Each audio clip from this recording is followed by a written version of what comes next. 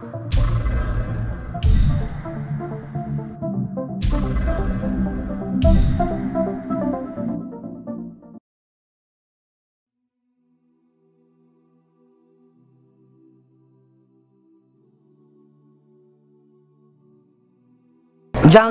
жаңы паспорт бериле баштайт.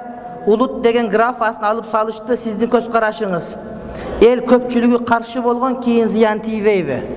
Эй туугандарым, болбогон нерсеге баш оорутпаш керек. Өзү паспорт деген кагаз чыкканына бир 50 жыл болду бизде, чынбы? Ага чейин Адам алейхиссаламдан бери кыргыз жок болгон жери жок.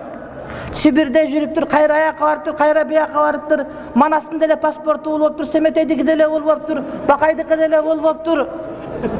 Андан бери келип Курманбек Батырдыкы деле болуптур, андан жоголуп кетпептир. Эми жазбай койсо, ушуну мен айткан жок элем, айтпай койсоң, ой чубагажы кыргызга каршы экен деп. Кыргызың качан жоголуп кетчү эле? Бирөө президент боло турган болсо, каяктан келген, каякта жүргөн, каерде канча жүргөн бардыгын айтып берип коет. Башка элде бардыгын кошот экен, дегеле бизде бирөөнү кошкон жери жок. Айтып берет бардыгын. Чоң атасынын, атасынын, апасынын, жээнин, тайекесинин баласы бияктан келген экен деп. Онтип кыргыз деп жазып койсоң, өзбек деген кыргыз болуп кетпейт да. Ошого жеке менин түшүнүгүм, ага кыжалат болгонун кереги жок. Паспортун өзү чыккан 50 жыл болду. Ага чейинкилер эчтеке болгон эмес, жазуу жок эле болгон, бирок бирин бири билип эле келген. Эми мындай да, кээ бир адамдар бар, эптеп адамдардын көңүлүн өзүнө каратыш үчүн бир нерсени сүйлөш керек болот. Мен патриотмун, мен кыргызга күйөм деп. Кыргызга күйөм деген бир калпагын кийип койбойт. Кыргызга күйөм деген өзү кыргызча сүйлөп койбойт. Кыргызга күйөм деген кыргыз тилин билбейт, анан графага келгенде эле мен күйөм дейт. Сүйлөп аткан аялды карасаң, кыргыздын аялдар кийин элече кийген жери жок, чачын бияктан кыркып алган. Тизеси көрүнүп жүрөт, анан кыргызга күйөт экен. Качан кыргыздын аял тизесин көчөрүп жүрчү эле мисалы үчүн. Андай болбойт. Өз арак ичет, качан кыргыз эркек арак иччү эле. Бияктагылар баргандан кийин үйрөнүп алды. Болсун жок болчу бизде. Да кыргызга күйүп коет. Кыргызга антип күйбөйт. Кыргызга таза болуу менен, ошол атабанын жолун жолдоп, ошолор жашаган жашоо менен жашап анан күйөт.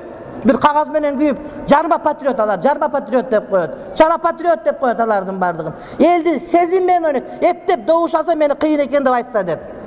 Элим аларга башыңарды оорутпагыла. Андай саясатчыларга кызыкпагыла силер. Силер түз Кудайдын жолунда жүрө бергиле. 5 мал намаз окуйм десеңиз. Анан жумуш тууралуу эмне иштесем болобу, гайге деп ошого бир иштесе эмне үчүн болбойт? Азыр эле мына мен Токмоттон келаттым, Токмотто түз эле келдим да. Жолдон гайд тосуп, ошол мени тосту. Анан эмнеге тосутасың десем, сиз каттуу айдабай атасыз, жайра айдап атасыз дейт. Мен биринчи жолу таң калдым, гай эмнеге каттуу айдабайсың деп дагы сурайт деп. Албетте иштеген жакшы болот. Эмне үчүн? Бир аз эмелер бар го дегенде ошого эчтеке болуп калбайбы? Бир аз немелер бардык жерде бар. Бир аз немелер адам болгон жерден бардык жеринде бар. Ошол бир аз немеден алысыраак болуп, азыраак кылганга аракет кылып, жок дегенде салыштырмалуу түрдө таза иштегенге аракет кылсаңыз, мен ойлойм бардыгы жакшы болот деп. Анан сен корксоң, мен корксом, ал корксо, бул корксо, анда ким иштеш керек, ким элге кызмат кылыш керек? Жанагы таранчыдан корккон таруу экпейт, карчыкырдан корккон токойго барбайт деген сөз бар да. Бардыгы эле өзүнүн жанын ойлоп, кой антпе, ал кылба, муну кылба, эптеп эле курсагым төбө турган тиричилик болсо болду. Ким элдин тагдырын ойлош. Кээ бир адамдар бар, мен 50-ге чыгып калдым, 60-га чыгып калган, эптеп иштеп калсам, курсагым тойгузуп алсам, мамлекеттин келечеги башка деген улуу терең пикирлерди сүйлөгөн адамдар аз келип калат да. Бардыгы эле жеке бизнесин, жеке жашоосун, жеке курсагын ойлоп отуруп, коркуп отуруп, бардыгы ушундай бир аманатты, улуу аманатты туура эмес адамдардын колуна калтырып койгон учурлар көп эле кездешет. Жеке керт башын ойлоп отуруп, ошондо антпеш керек дагы бисмилла деп тобокел кылып, Кудай тааланын жолу үчүн иншалла иштей бериш керек, урматтуу бир тууганым. Ниетти түздөп иштей беришиңиз керек. фотография кылуу күнөө эмеспи дейт. Эгерде паспортко түшүү, ажыга барганда же болбосо башка бир нерсе үчүн болсо, анда мунун зыяны тийбейт. Анткени бул кол менен тартылган сүрөттүн дал өзүнө окшобойт. Анткени бул кадимки эле күзгү болгону, мунун касиети ушул күзгүдөгү элести сактап калуу гана кудурети бар. Болбосо адам кашын окшоштуруп койдум, көзүн дал өзүндө тарттым деп айтканга туура келбейт. Фотография менен тартылган сүрөт, аппараттар менен же болбосо жанагыдай бир компьютерден тартылган сүрөттөрдү дегенде биринчи болуп булар арам эмес деп айткан алым бул Египеттин ошол убактагы муфтий Ханафи алымы Мухаммад Бахит аль-Мутий айтып чыккан. Бирок ошого карабастан Пакистан алымдарынын кээ бирлери азыркы күнгө чейин сүрөт аттануу бардыгы болбойт, өтө зарылчылык болсо гана түшсө болот деп жооп беришет. Ошондуктан ойду келди эле жата калып, тура калып, азыр жанагы селфи деген балеке чыгып бардыгы селфилдеп кечке эле сүрөткө түшүп аткандагы албетте бул бир адамгерчиликке бир уяттуулукка туура келбейт. Бирок ошондой болсо дагы өтө зарыл болгон болсо, аны деле шариятыбыз иншалла тыйган эмес, урматтуу бир тууганым. Чек араны коргогонду кандай карайсыз? Мына ушул өтө актуалдуу суроолордун бири.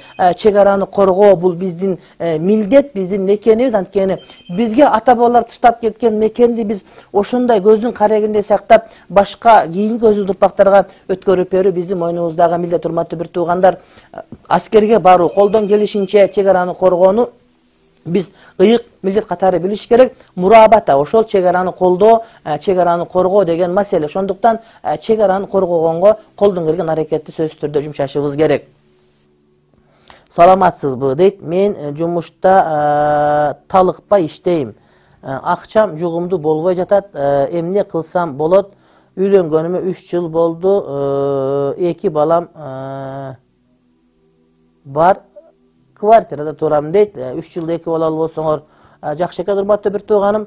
Бирок ошол 3 жылда бирден балалуу болгон болсо, ошондо балдар мындай бир чоң бала болмок. Анткени бала төрөлгөндөн кийин 2 жыл эмсе, ошондо жанагыдай бир жанагыдай лилипут эргежел балдар эмес, балким чоң балдар болуп, мындай бир мамлекетти коргой турган нежүрөк жигиттер пайда болот. Азыр эми кыргыздын бардыгы ошентип жылга туу олтуруп, жанагыдай балдар сүтөнбөй калып, анан жарым Россияга кетип, бардыгы Кашага калып, эчкинин сүтүнө калып, балдардын бардыгы илмейип, эргежел болуп, кичинекей болуп калды. Мурдагыдай бир Сусамырда Кожомкулду музейиндеги штанды кийгизсең 5-6 кирип кете турган болуп, жакшынакай бир мындай бир адам болбосто бир майда болуп калдык. Демек балдарга дагы ден соолук керек. Ошолорду оңдоого аракет кылыш керек, эненин ден соолугу керек, урматтуу бир тууганым. Анан эми кандай болгон күндө да Кудай таалам береке берсин. Анан эми жанагыдай бир тапкан акчам берекеси жок десе, ошол үйдөгү аял затына көп нерсе байланыштуу болот. Кылган тамак ашын бисмилля деп баштай турган болсо, дарат менен жүрө турган болсо, алып келген нерсенин бардыгын бир күндө казанга салып, сүмөлөк кылып жеп албастан ошону үнөмдөп карай турган болсо, ошонун бардыгында береке бар. Демек эркектин таап келгендигин сарамжалдуу пайдалануу аялдын мойнундагы милдети. Ошондой эле эркек дагы ошол тапканын бисмилля деп ниетин түз кыла турган болсо, андан кийин ойлонуп, пикирлешип, план деген түзүш керек. Мамлекет 5 жылдык план, анан мамлекеттин бюджети дегенде үй бүлөнүн өзүнүн бюджети болуш керек. Төшөгүңө карап бутуңду сун, жылкыңа карап бышкыр, тишиңе карап ышкыр дегендин бардыгы, урматтуу бир тууганым, мына ушул маселе. Биз айына канча тыйын табабыз, ошону кайсынысын нанга, кайсынысын кийимге, жана канчасын биз бекитип коебуз деген бир план болуш керек. Тыйын тийгенде эле базарга барып көзүнө көрүнгөнүн баарын ала бере турган болсо, анда айда туусам айда жок, айда жылан жеп коет, күндө туусам күндө жок, күндө жылан жеп коет деген жанагы тооктун, жанагы булбулдун торгойдун окуясында ырдап жүрө бересиң. Өкмөт кызматкер ажыга барып келсе, жумуш улантта берсе болобу? Ооба, кайра жакшы болбойбу? Мурдагыдай коррупция кылбайт. Намаз окуса эле жумуш иштебей коюш керек деген туура эмес сөз. Намаз окуса эле жумуш иштебей коюш керек деген туура эмес сөз. Эшектин сүтү менен дарыланса болобу? Эгер башка дары жок болуп ошол эле калган болсо анда болот.